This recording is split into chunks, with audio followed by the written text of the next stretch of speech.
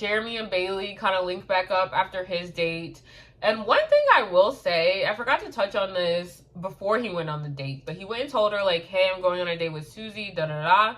And she was like, cool, like, do you, like, if you want to come back and pick me, I'll be here. If not, that's your business.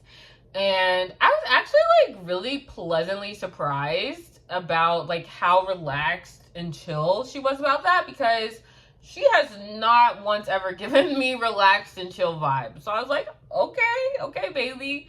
And I think one thing that I like to, like, try to analyze a lot and look at with, like, some of my friends from my cohort when we just, like, gossip about different people in our lives, we love to, like, try to guess what someone's attachment style is. And I felt like this gave me the first glimpse into, like, I think Bailey has a secure attachment style. And so an attachment style is essentially it's something that, like, stems from your childhood, and it has to deal with the type of relationship that you had with, like, your primary caregivers.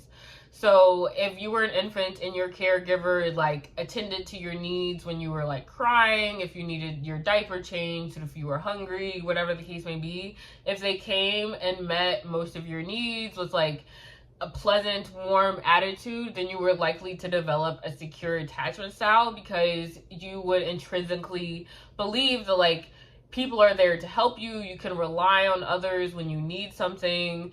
And then as you got to get older and, like, started becoming a little bit more independent, if your caregivers let you go out and explore and, like, play on your own, but, like, if you fell down and scraped your knee, they were always there to, like, pick you back up and send you back into the world. Then you develop this thing of, like, okay, I can be my own self, I can explore, but I can count on other people to be there when I need them. That is the makings of a secure attachment style. And then there are 3 other attachment styles, which are, like, insecure. So there's avoidant.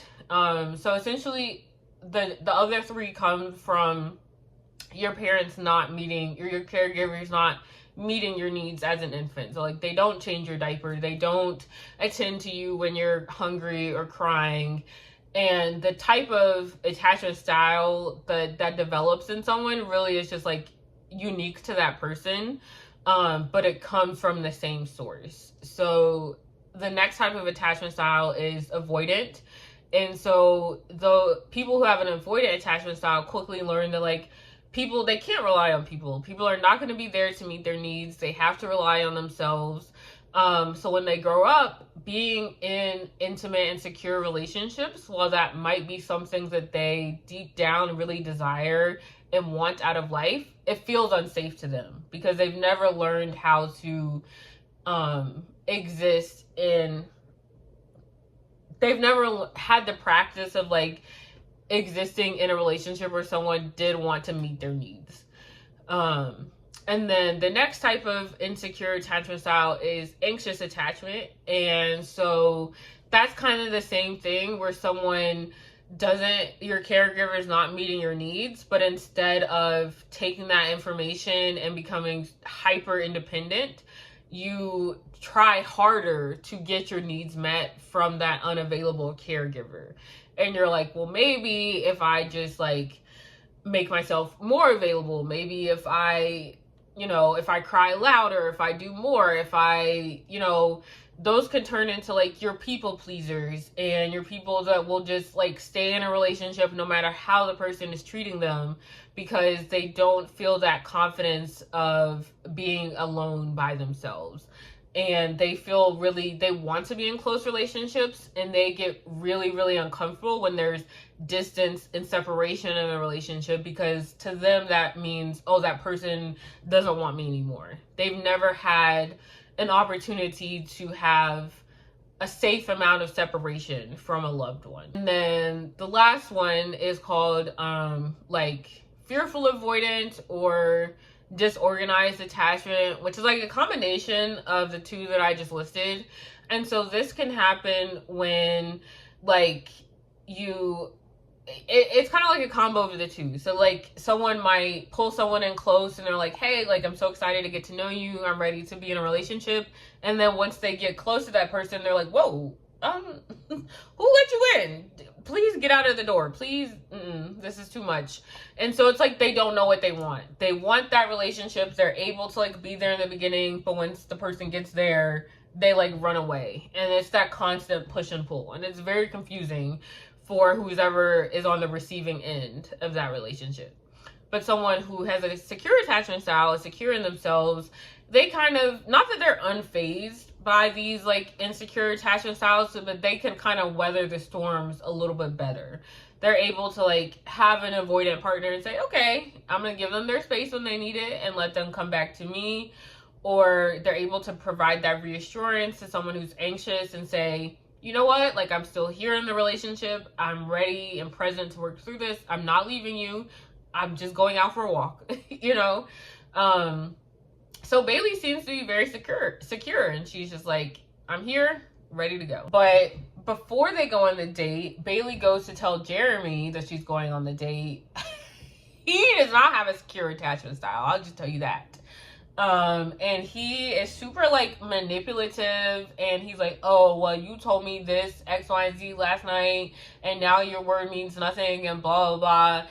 And like, I was so upset that not that it made her cry, because that's how she felt, but I was upset at how manipulative he was being, and the fact that his manipulation got through to her. That really pissed me off, because he did not deserve to get through to her. And I was like, girl, like, wake up. Like, this man, I don't even think she would go for him in real life, for real. I think it's more of like a Zoe and Brian relationship where like they're just with each other on Paradise for the security.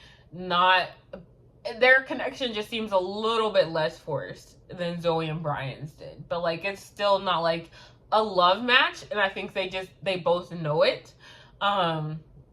But Jeremy is like more upset about her acknowledging that by way of going on the date with Andrew to explore what's out there. So they have a little tussle. I'm glad that she still went on the date, because at first I thought for a moment she wasn't going to. So I'm glad she stood her ground, went on the date, had a good time, didn't really let Jeremy get in her head. But then she comes back and apologizes to him the next morning. And he does not communicate with her that last night he was crashing all the way out and being a brat, by the way. I don't know. These producers have to have the patience of, I don't know what, because the way he was talking to the producer, like, get me Susie, bring Susie back.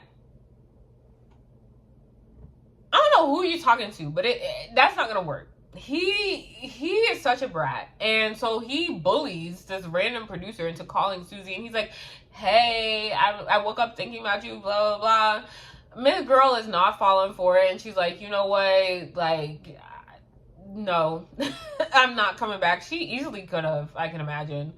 But nobody wants to come back for his dusty, crusty self.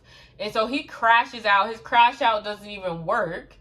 And then he neglects to mention that information to Bailey the next morning. So I thought that immediately puts a power imbalance in their relationship, because now he's operating in the relationship with information that is important for her to know that he is neglecting to tell her. So she is choosing to move forward in the relationship without having all the information that's necessary for her to make that decision. And that is, again, super manipulative. I'm officially not a fan of Jeremy.